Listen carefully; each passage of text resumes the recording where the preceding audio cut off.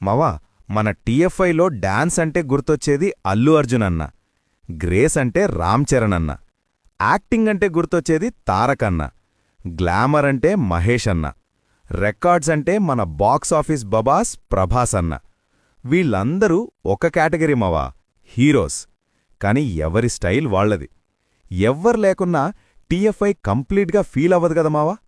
అలానే మన ప్రోగ్రామింగ్లో కూడా అంతే మావా.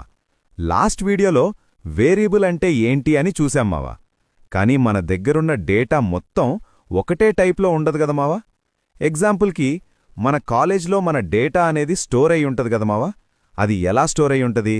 మన నేమ్ అంటే లెటర్స్ ఉంటాయి, ఏజ్ అంటే నంబర్స్ ఉంటాయి, పర్సెంటేజ్ అంటే పాయింట్ వాల్యూస్ ఉంటాయి, పాస్ అయ్యామా లేదా అంటే ట్రూ ఆర్ ఫాల్స్ వాల్యూ ఉంటుంది. అలానే ప్రోగ్రామింగ్లో కూడా మావా, మన వేరియబుల్స్లో స్టోర్ అయ్యే డేటా డిఫరెంట్ టైప్స్లో ఉంటుంది. ఆ డిఫరెంట్ టైప్స్ ఆఫ్ డేటానే డేటా టైప్స్ అంటాం.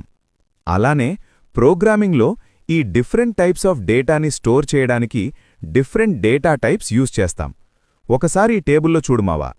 ప్రతి డేటా టైప్కి ఒక స్పెసిఫిక్ పని ఉంటుంది మరియు మెమరీలో ఎంత స్పేస్ ఆక్యుపై చేయాలో కూడా డిసైడ్ చేస్తుంది.